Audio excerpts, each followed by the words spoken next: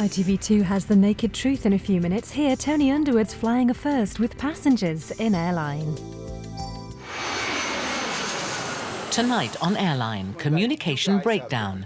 There's a spelling test at the sales desk. Just get a M-A-N-A-G-E-R. Do you know what that spells? A French test for Tony Underwood. Qu'est-ce que c'est? Are you German? He's doing that, whatever that means. And as excuses wear thin, a test of plain English. You're waffling. You're just waffling. Yeah. Right, You're waffle. British. Waffle.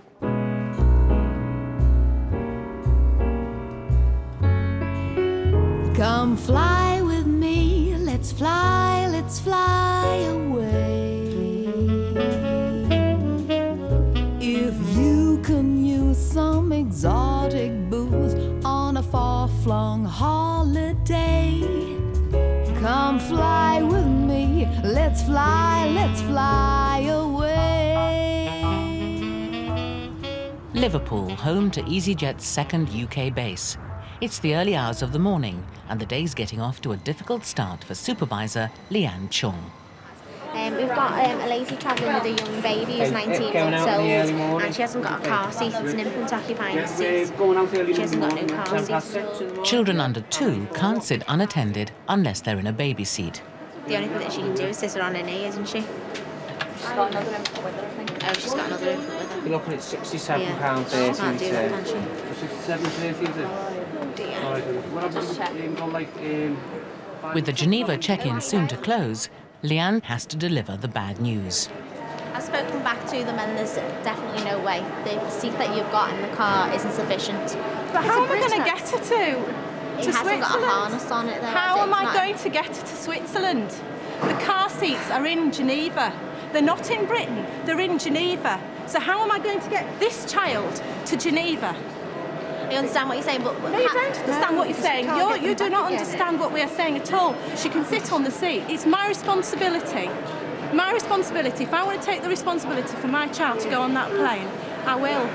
We haven't got a 5-harness car seat. It's in Geneva. I know, I do understand what you're saying, but I'm only passing on the information is that you're unable to travel because you haven't got the sufficient equipment. This can't be happening. This really can't be happening. We've got people who's our husbands have travelled for 24 hours. In the positions of carriage. Catherine Sutcliffe and Anne Simpson should be meeting their husbands in Geneva for a skiing holiday. But if they can't comply with the airline's safety regulations, they won't be allowed to fly. I don't think she's going to be able to travel under the circumstances. The children just aren't old enough, basically, to sit in a seat on their own. I'm just trying to remain calm, really. We've always got to get there, haven't we? I mean, I think it's just so inefficient. Daddy, don't know whether we're going to get to see Daddy. Leanne's been faxed a copy of the safety regulations. Well, it's no good faxing it to me now. I know. The only alternative to a car seat is for the children to travel sitting on an adult's lap. But with 3 children and only 2 adults, there just aren't enough laps to go around. There's only one thing for it. We're just eyeing up potential people to hand this baby to. You look nice. Would you hold my baby for 2 hours, please? The 2 mums need to find a passenger willing to hold one of the children during the flight. But it could be a messy business. Who's been sick? It's this one. Just projectile vomit. With one of the children feeling ill, it's going to take a very brave volunteer. In Luton, former England rugby star Tony Underwood is also facing a testing day. He'll be making his first flight as a fully fledged EasyJet pilot. Oh, I'm going to Zurich this morning, which geographically is you've got the Alps just close by, obviously, and some high ground also to the north of the airfield. But also air traffic control tend to keep you quite high until quite late on in the approach. And so it causes a few problems because you can get a bit fast on the approach, and anyone who flies a jet will tell you that's probably the worst thing you can do. The Zurich run is a tough challenge, and it looks set to be an exciting first flight. Exciting, yes, but you sort of, you know, your job isn't to provide excitement for yourself on the line. It's to make it as safe and sort of comfortable as possible for the passengers. But the less excitement of that kind, the better, as it were, for them. But yeah, for us, you need that sort of rush, you need that adrenaline, you need that push to sort of keep going and keep improving yourself. Tony heads off early to ensure he's in good time, something that not all passengers can manage. The bus system that you have, or an arrangement with, never showed up twice. 9:13 and at 8:43 never showed up. We were there. Okay, that's what EasyJet has the agreement with for its passengers. Yeah. Okay. Gulfrey Clark has missed his flight and an important meeting in Zurich because the bus service recommended by EasyJet turned up late. We just acted in good faith. Yeah, okay, and we have been placed in Yeah, at a disadvantage. You need to take this up with Greenlink. No, not with Greenlink. Yes, it is with No, Greenlink. That's where all right, you get paid the your manager, money please. to Greenlink. Please get the general manager or the You manager. want me to get a supervisor? Just get a MANAGER. Do you know what that spells? There's no need to take that attitude with me, or I won't get anybody. I Well, can understand you're angry, but there's excuse no me. need to speak to me like that. Well, then you tone down and you act professional. I am, sir. Would you get the manager Can you here, just let please? me explain, please? Would Hang you on bring one- the manager Can you here? just let me explain, please? Then I You will don't- get the manager. The bus company gives discounts to EasyJet customers. So Mr. Clark wants EasyJet to refund the £5 bus fare, and he knows his rights. This bus does not say EasyJet on the outside, so, but there is a fiduciary relationship existing between them, okay? We've incurred a hardship. We've been placed in a position of peril. We feel that we have incurred a detriment. It's a legal minefield, so the airport duty manager, Graham Merriman, has been called in. He decides to hear the evidence in private. Not to be filmed. Thanks. Hi. Hi. I'm Brian, duty manager. How are you? It's a tricky case. The defence, As far as I was concerned, we are two companies that act separately, but we have, as companies do, have an agreement to offer a discounted rate. and the case for the prosecution. Whether the bus has written on the outside of a green line or not, that bus acts as an agent of yours. There's an agency agreement by law that exists between the two. Graham sets off to rebook Mr. Clark on the next Zurich flight, but there's no decision yet on the £5 refund. But in Liverpool, things are looking up for passenger Anne Simpson. She has some news for Leanne. It's all right. I found a gentleman who'll hold her. I went up and I said, can you do me a big favour? And he said, what? I said, will you hold my baby on the flight? He said, will she be sick? I said, no. And he goes, will she be okay then? Anne's knight in shining armour is fellow passenger Chris White. He's agreed to carry baby Felicity during the trip to Geneva. Well, it seems a bit extraordinary she wasn't told she wasn't allowed to bring the child in the first place. So, not a problem. I've got two anyway, so... If somebody asked me, would I take a baby and stick them on my knee for a 2-hour flight, I wouldn't do that. Well, I think she's already been sick, so I hope that's the last time. I'm so really, really glad that they've got on and somebody's been helpful and they've been fortunate to have someone so nice on the aircraft who's taken the baby. At Luton, Graham's ready to put an offer on the table. Because Mr. Clark missed his flight, the bus company have agreed to refund his £5 fare. There's your 2 tickets there. Okay, thank you. Which Green Line are happy to refund because their bus service was 30 minutes late. Oh, yes. All right. Was the bus service was 30 minutes late. No. Okay. But it wasn't. Okay. It was not more than 30 minutes. Okay. The bus that you were on, the bus that you actually ended up on, Yeah. was running 30 minutes late. Oh, okay, but not that one. Okay, all right. Yeah. All right. That is why they're happy to give you the refund. Okay. All right. But there's no compensation for Mr. Clark's peril or detriment. In Britain, I guess that's about the best you're going to get unless you pursue a course of legal action, which could take you 2 or 3 years. Thank you, thank you, thank you. While some are forced to fly for business, for others, it's a pleasure. Who do you want to see? 10-year-old Stuart Campbell is fanatical about aircraft. So today, as a treat for his birthday, the whole family are off to Liverpool Airport to do some plane spotting. I think that planes are really interesting because you'll be surprised how big they are, because when they're up in the sky they're really tiny, and when you see them on the ground they're huge, and it looks fun being a pilot in the cockpit. Stuart has only flown once, and then he was just a baby. So today his parents have planned a surprise. They've secretly booked a flight to Barcelona.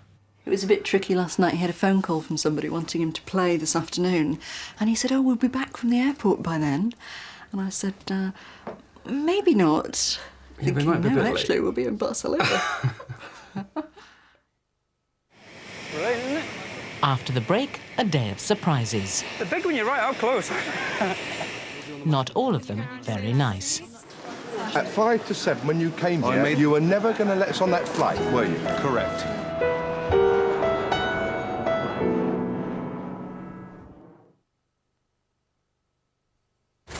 City centre, please, mate. Can't get all them in. How many dice? £5, how many dice? There's loads of room in the back. I can see there's plenty. Oh, that's it. Nice and tight. It's my living you're talking about. I don't think we're going to get you in.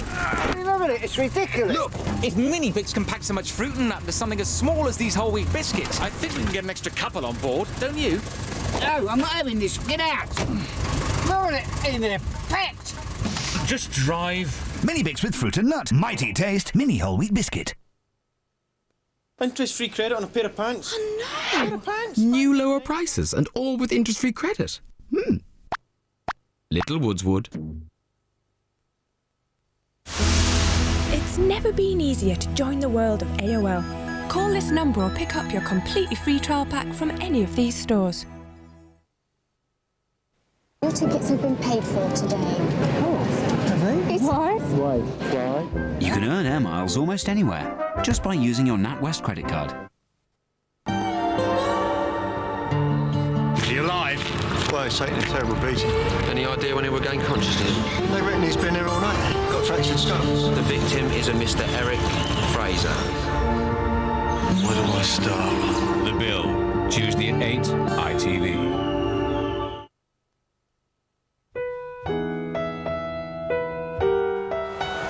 5,000 feet takes us all the way around the corner, and then after passing TR810, it's 4,000 feet, which is again reflected in the box. In the skies over Switzerland, Tony Underwood is preparing for touchdown. He's first officer alongside Captain Lance Jordan, and it's the first time Tony's flown as a fully qualified EasyJet pilot. Basically, let's say once people have qualified, they've been through the line training.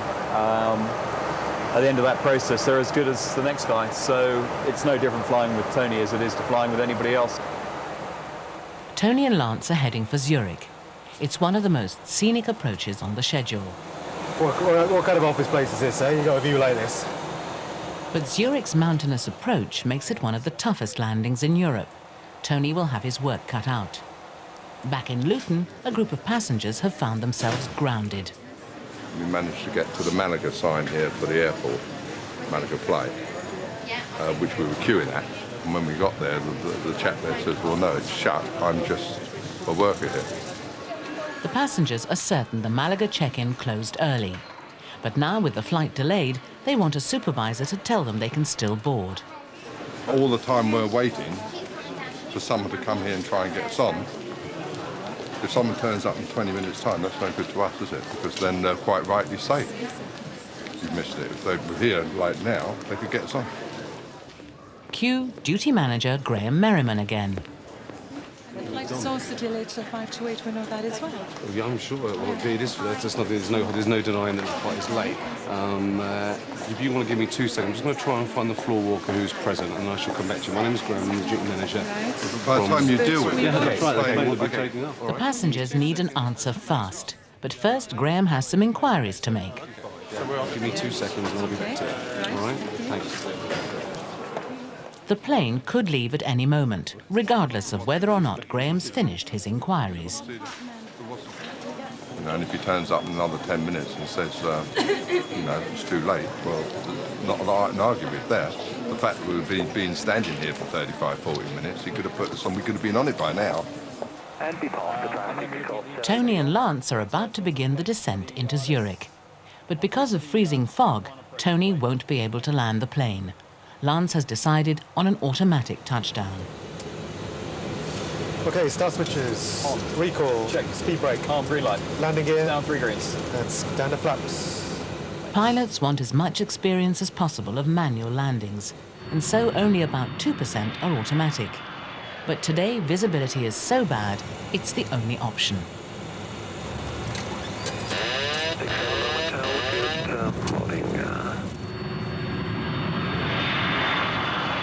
Uh, 60 knots. Check. A perfect landing. But with 5 miles of runway and 24 boarding gates, there's another problem to deal with. So it's not this bit. Turn left here, actually. Down the here. first one down there, it's the second one on the Left left here? there, yeah. Okay. Sorry, just you got the thing wrong. Okay, not down Oh, I here. got you. Okay, just down there. Even in a Boeing 737, it can be difficult to find a parking space. It's the hardest part of flying. It's just... Yeah, especially here when you're unfamiliar with it. Fasten belts off. There's still time for Lance to give Tony one more challenge. Is that shocks in? You might give you down. He's doing that, whatever that means. With French, German and English to choose from, it's time for Tony to test his language skills. Yes, sir. Qu'est-ce que c'est? Qu'est-ce que c'est? Are you German? Allemagne? Is that shocks in? You might give you down. I don't know what he's talking about. He doesn't speak English either. No. It's not that. Not ground No, it pound. was just... It's not shocks. What were you saying? You're saying this? Shocks. Parking brake? Fuel.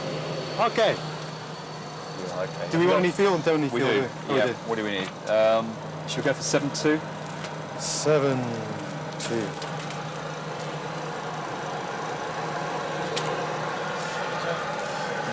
Like that. Same in any language. Liverpool Airport. Just shout if you see Stuart. And the Campbell's bags are being secretly checked in. Feel the heat. Stuart still has no idea he's going to fly in his favourite plane, a Boeing 737. The size of it. The big when you're right up close. All these lucky people. At last, purser Tim Brown lets Stuart in on his surprise. You know, we're a few passengers down. Fancy coming to Barcelona with us? Yes, please. Well, come on then. Come on then. Follow on. On you go. Quick, quick, quick. The luggage is on board. My name is Kit. We'll do it free of charge this time. But at Luton, Kit Hesketh-Harvey, a singer-songwriter, is finding it harder to get away. Son of a house is called Christopher. He's known as Kit. Apparently, if I were called Dave short for David, then it would be fine, or Sue short for Susan. But Kit is apparently not short for Christopher at Luton. Checking in is normally straightforward, but Kit has had to rebook. He's Kit on his reservation, but Christopher in his passport. I got to the front of the queue, and she said, I'm sorry, Kit is not short for Christopher.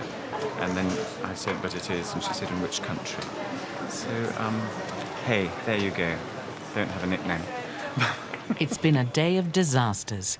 Kit's due to perform at a lavish party in Monaco, but he's missed his flight.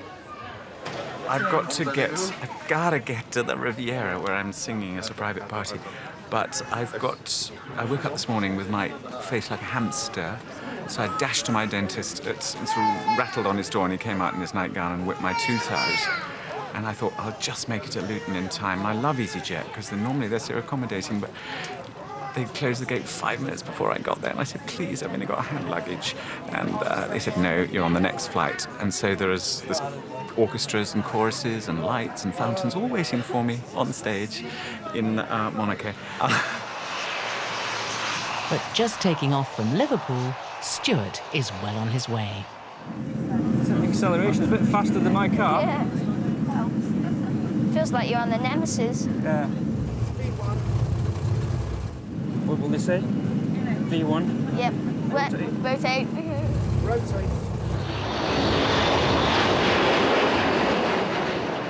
Oh, whoa.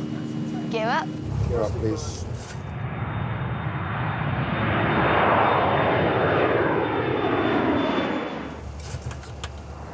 So what do you think? Yeah. Has it been brilliant? Yeah. Everything you expected? Big surprise. A big surprise? Yeah. Yeah?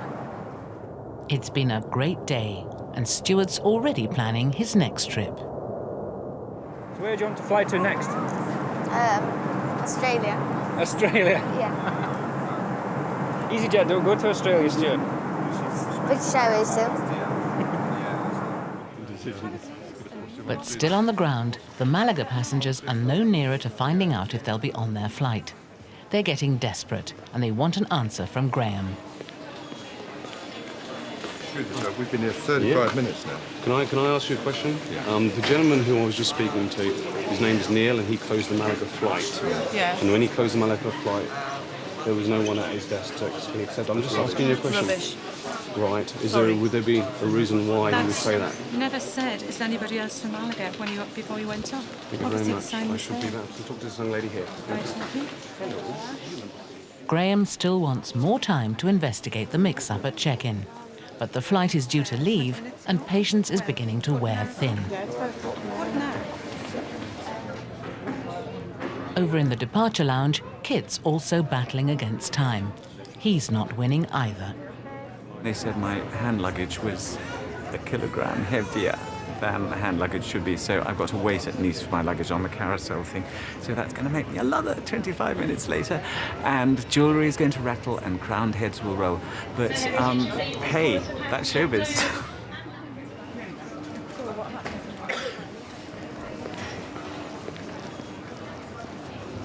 We are not accepting any more passengers for the Malaga flight.